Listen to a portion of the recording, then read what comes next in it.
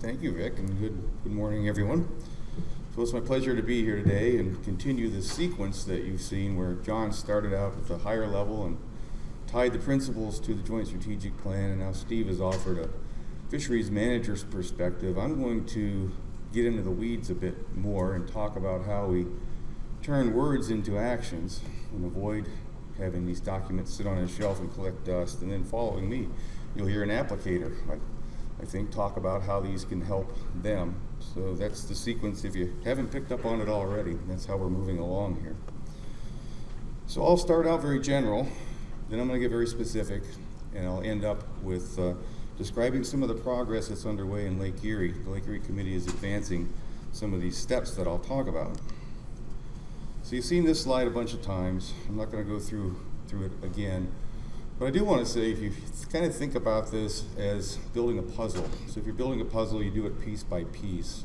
And the analogy here, if the puzzle represents having a lake that's relatively free of impairments, so we're getting fish production at levels that we want to have to sustain the fisheries that we've identified in our fish community objectives, each piece of that puzzle is a functional habitat.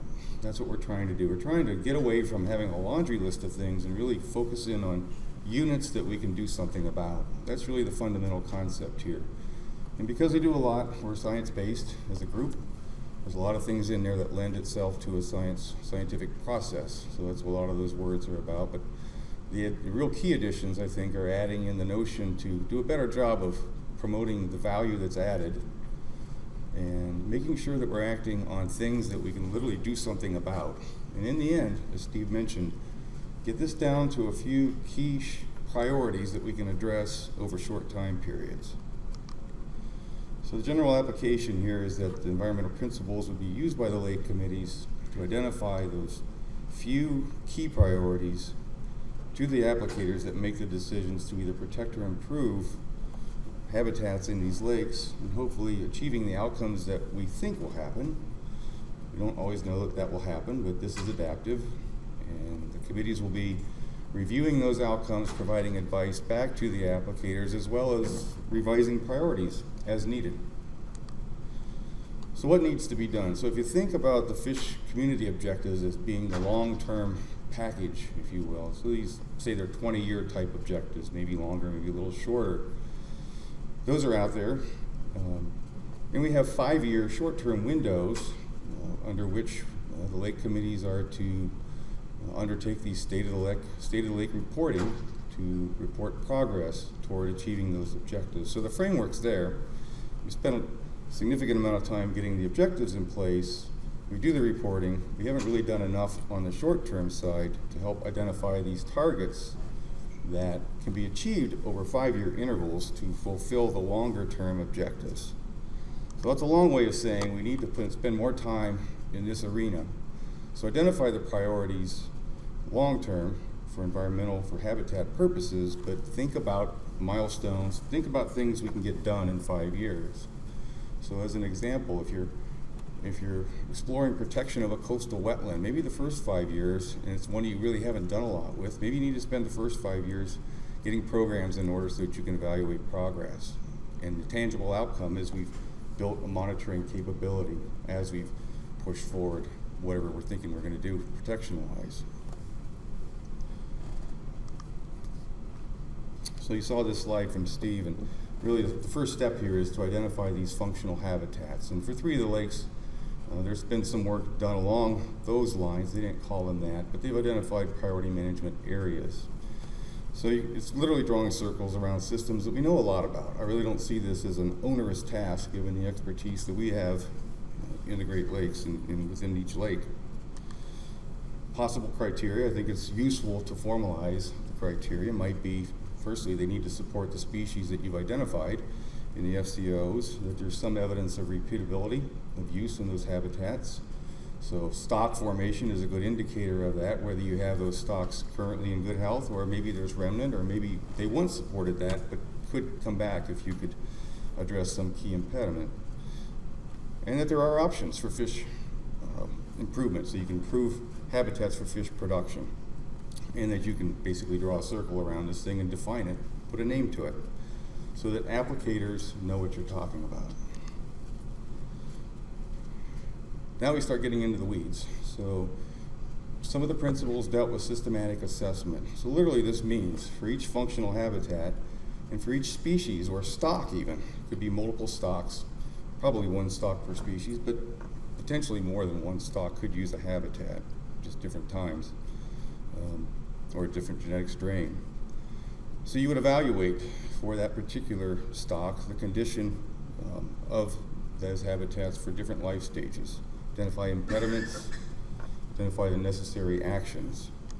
So these are just examples. So you may need to reduce sediment loads if sediments are causing problems with egg survival, or reduce flow velocity, or increase refugia for wetland-dependent species by improving vegetation types in wetlands or densities, reduce hypoxia through nutrient loading, or remove barriers to improve access.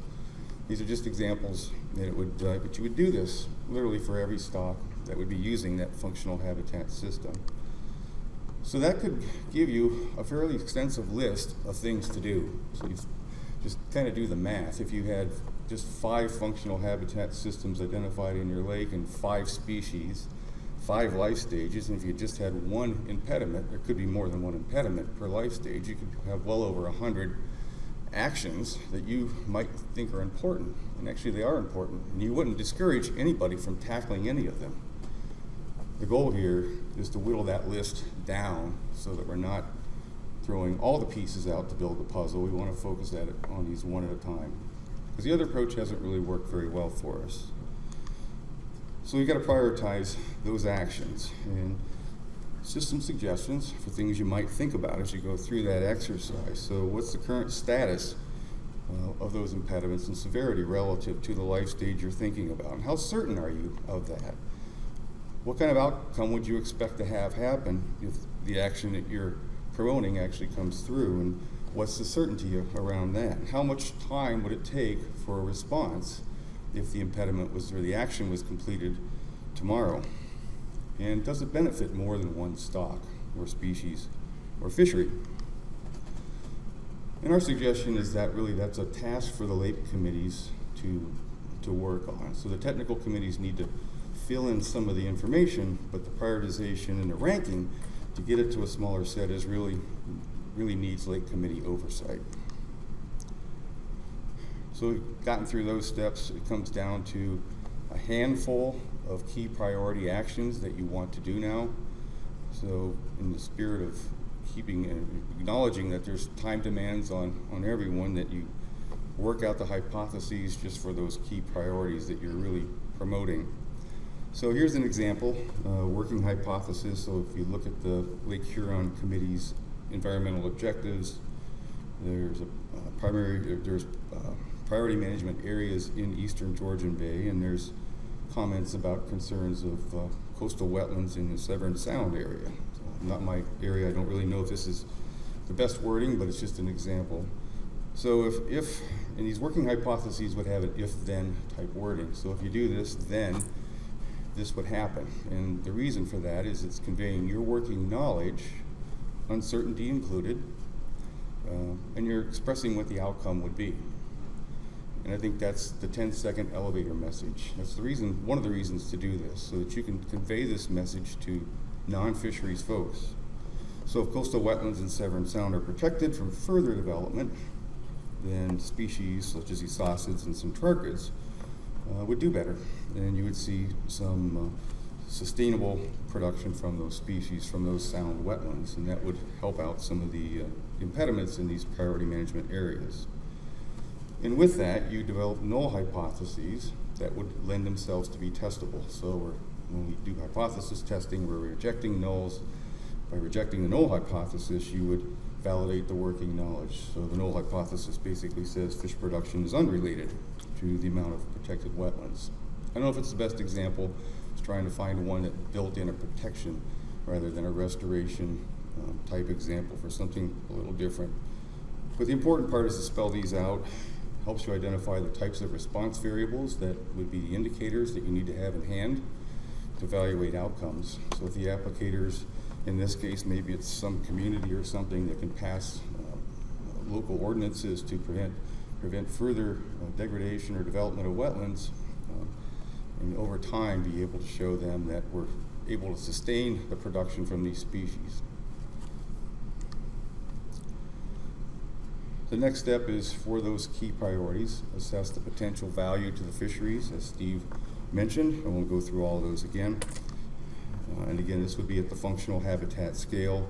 And then lastly, taking all of this material to go communicate with the applicators. And depending on the priority, it would dictate the applicators that you need to be communicating with. And if they're broad and binational sorts of issues that might affect a particular functional habitat, then you'd be dealing with government agencies. And I think to answer a question we had earlier, if it's a dam removal or a wetland restoration project that falls in one jurisdiction, then yes, it would be on that jurisdiction's shoulders to bear the responsibility to see that through with the Lake Committee's support and backing. And I think that means developing those relationships necessary to make that happen at that local level.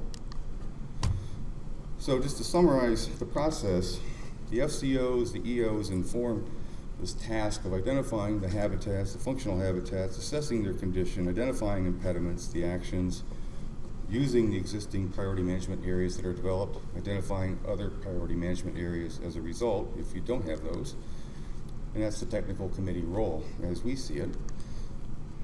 That gets passed to the Lake Committee. We prioritize, they prioritize, move those into short-term targets and actions, 5-year type implementation strategies, and then inform and collaborate with the applicators for that short set of priorities. There's hypothesis development, value added to the fishery, built into that as well, and that's your process. So talk more about what's going on with Lake Erie as they are implementing this scheme. And I'm not, if you're probably very few of you are going to the Lower Lake meetings next week, but they will be talking about this progress in more detail. So I say that just to say that you don't need to recreate the wheel here. You can learn from a committee that might be a little bit further ahead in the process, although certainly you've heard already that Lake Michigan is undertaking some steps, and the Lake Huron Committee as well is intending to do some work this summer. So in this case, my suspicion is one of the functional habitats would be this Sandusky River system, shown in black at the bottom of the screen. The system meets the criteria that I threw out earlier, so it has key species such as walleye that have been historically important, are no longer sustaining the type of production that those fisheries would benefit from. There's still a spawning stock, it's smaller, and there's evidence of site fidelity. There are options that have been shown in science, so scientifically we can remove the dam and expect to see improvements in recruitment. We could also soften shorelines and improve some riparian wetlands to also improve recruitment there, and it's spatially definable. It's the river, it's the bay, it's the plume. Taking a step back now, that's just an example of the habitat, and I'll carry that through here in a second. But the Lake Erie Committee has charged its Habitat Task Group with several tasks. The first is to identify the functional habitats in conjunction with the priority management areas that they've already identified for the key species and stocks. Identify key habitat characteristics. So they're looking at habitat suitability indices and other pieces of literature to help identify specific habitat attributes and then systematically assess those across life stages. And the committee has prepared an Excel table. So instead of leaving it open-ended for the Habitat Task Group to figure out what is it exactly they want, they said, we want you to fill out this database, basically. So it looks something like this. So you picture these rows or categories of life stages with sub-rows that pertain to the criteria that I mentioned earlier for prioritization. Columns represent specific habitat attributes. So they would do this for every stock, for every functional habitat system. It could be fairly significant. It would be using existing science and monitoring information where you have it. It'll be using expert judgment where you don't. It's adaptive, right? So they'll build this, and I've shown some records in here just to give you an idea of kind of the scope that would go into these cells. I'm not going to run through all of them. But if you build the database, that will give the LEC the information it should need to help make some decisions about what few priorities of all these actions we really want to go after. So the schedule for the LEC, as I understand it, is to try to get these tables completed by this summer, then compile from a list of actions under the identified priority management areas they already have for the next 20 years, which aligns with the FCOs. Then, from that list, identify 5 top priority actions from ranking criteria that they would use. So using the information from the database, sort this out to 5 things that we're really going to focus on short term. Develop the hypotheses for those, determine benefit to fishery, identify the targets, the actions, and any research needs that might emerge, communicate with applicators.